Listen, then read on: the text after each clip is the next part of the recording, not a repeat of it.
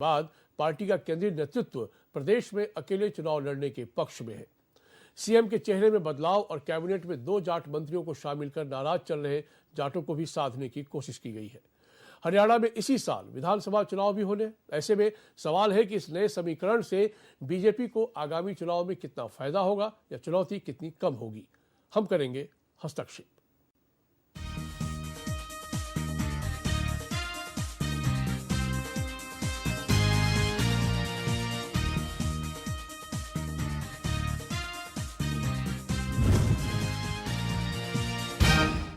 मेहमानों के पास जाए, उनसे समझे कि आखिर कौन सी रणनीति और नीति के तहत बीजेपी ने अचानक ये फैसला किया। लेकिन चर्चा शुरू करने से पहले ये रिपोर्ट देखते हैं।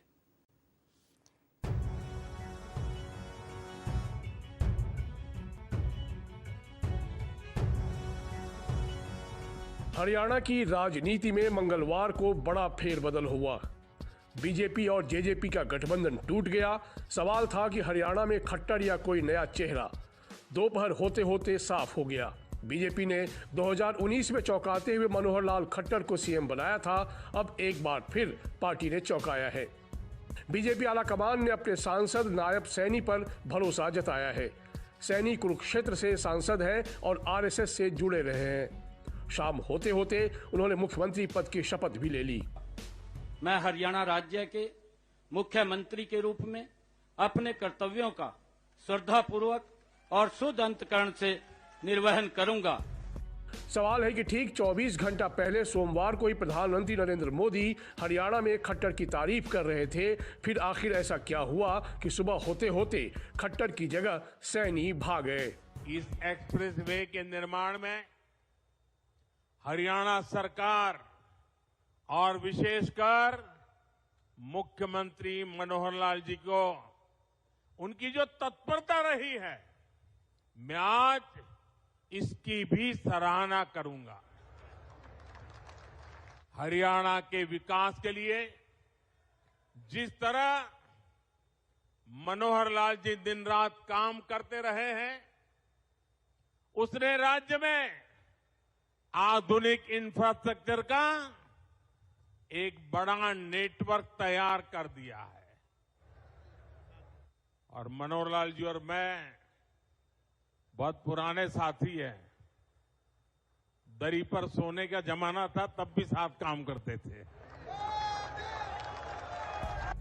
दरअसल हरियाणा में लोकसभा चुनाव में सीट शेयरिंग को लेकर बीजेपी और जेजेपी में रार इतनी बढ़ी कि दोनों सहयोगी दलों ने अलग अलग राह पकड़ ली।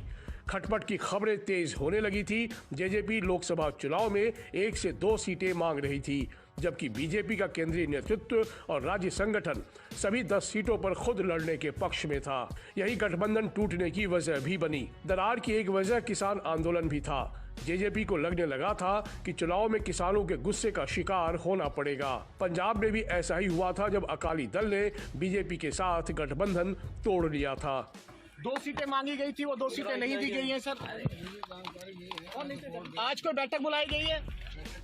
साल 2019 के विधानसभा चुनाव के बाद बीजेपी ने जेजेपी के साथ गठबंधन कर सरकार बनाई थी और दुष्यंत चौटाला उप मुख्यमंत्री बने थे।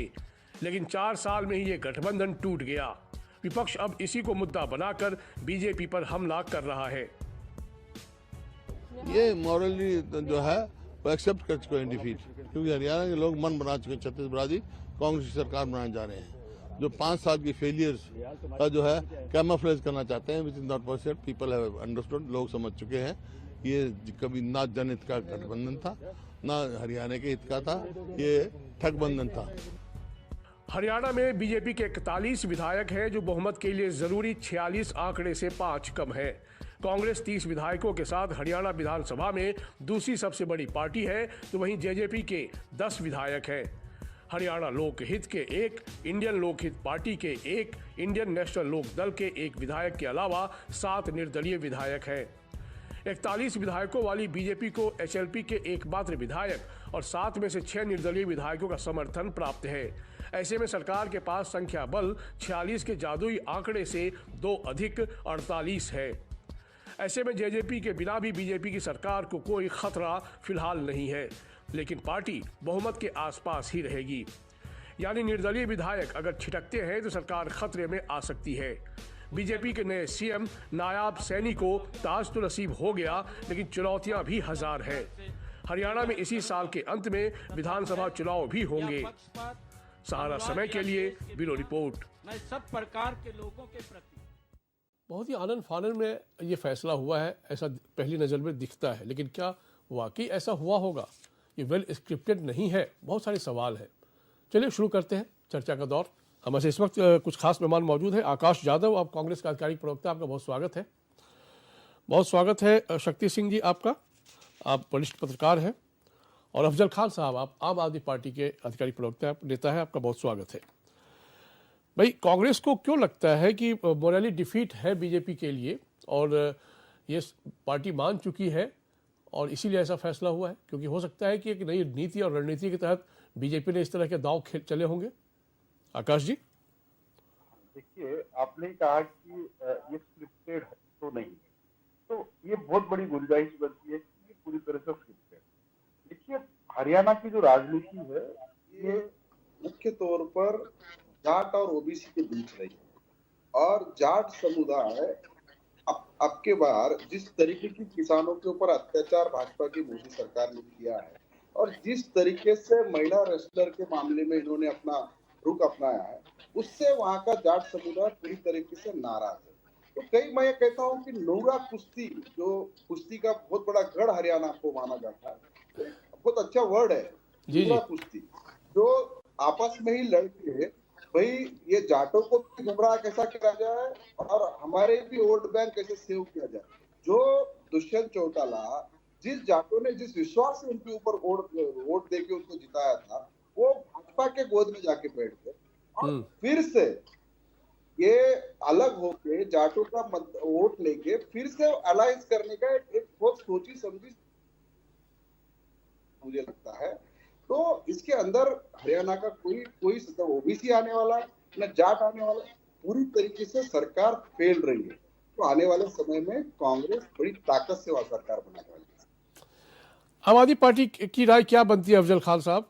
क्योंकि देखिए, बीजेपी के अंदर जो केंद्रीय नेतृत्व है या संगठन के जो थिंक टैंक है, वो उन्होंने यूं ही तो फैसला नहीं लिया होगा, ये तो आपको भी मालूम ही है। बहुत सोच समझकर एक रणनीति के तहत ये निर्णय लिया गया होगा और फिर लगा होगा कि इससे डैमेज कंट्रोल हो जाएगा। आपके दर्शकों को नमस्कार। नमस्कार। और आपको भी मेरा नमस्कार जी। मैं ये कहना चाहता हूँ कि जो जेजेपी है और बीजेपी है, एक नूरा कुश्ती आपस में लड़ रहे हैं। क्योंकि अभी तक दोनों की किसी की भी एक भी स्टेटमेंट नहीं आई है कि भाई क्यों गठबंधन क्यों टूटा और किसको लेके टूटा।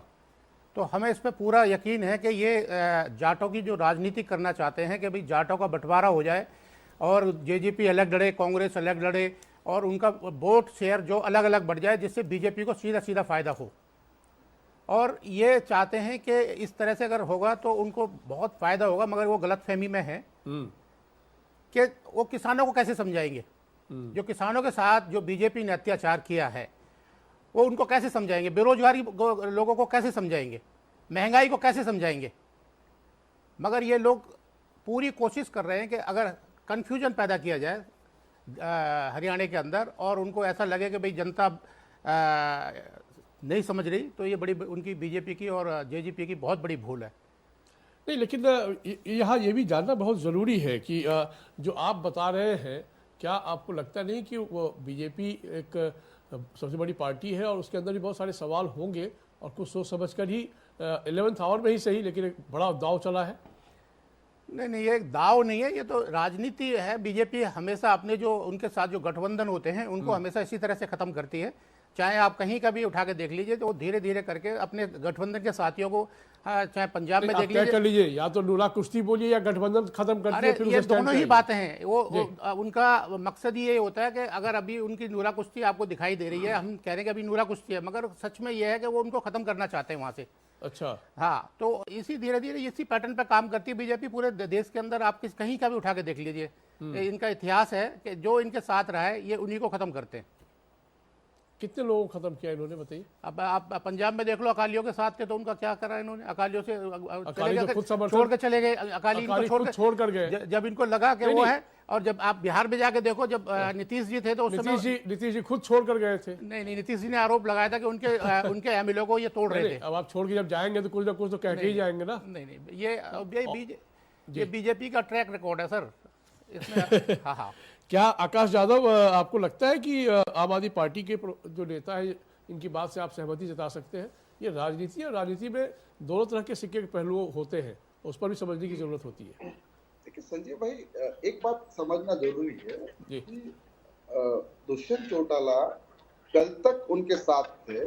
पॉलिटिकली बीजेपी इतनी कोई ये नहीं है, वो पूरी तरह से 24/7 पॉलिटिक्स करने वाली पार्टी है, और हिंदुस्तान के अंदर कैसा सत्ता काबिज करके इस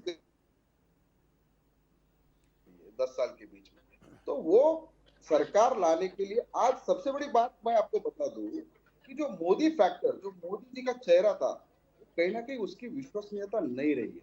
आज उनकी जुमलेबाजी सुन के इस देश की जनता पक चुकी है।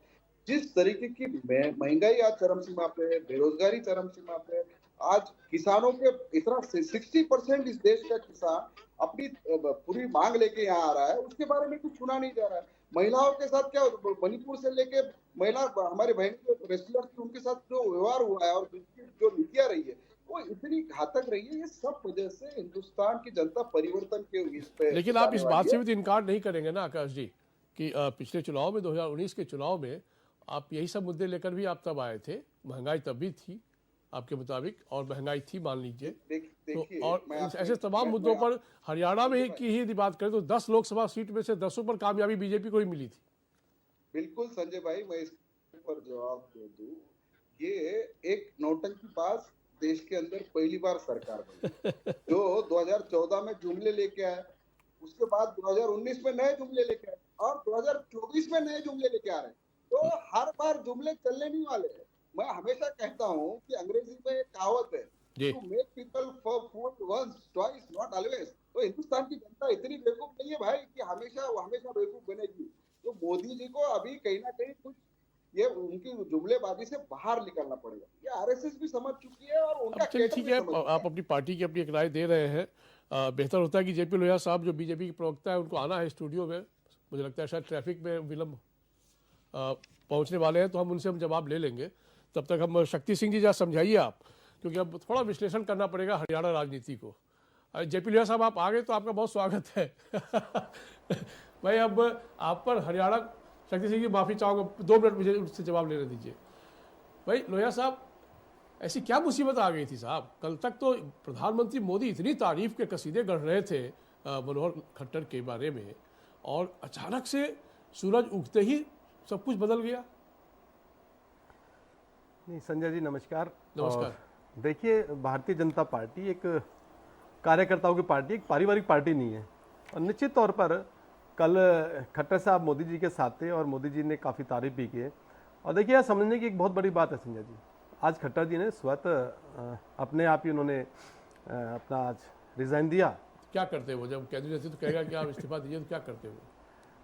आज स्वतः उन्होंने अपने आप ही इस्तीफा दिया, और भारतीय जनता पार्टी में ऐसे ये कोई पहली बार ऐसा नहीं हुआ है कि इस प्रकार की जो बदलाव आप लोगों ने पीछे मध्य प्रदेश में भी देखा, आप लोगों ने छत्तीसगढ़ में देखा, आप लोगों ने राजस्थान में देखा।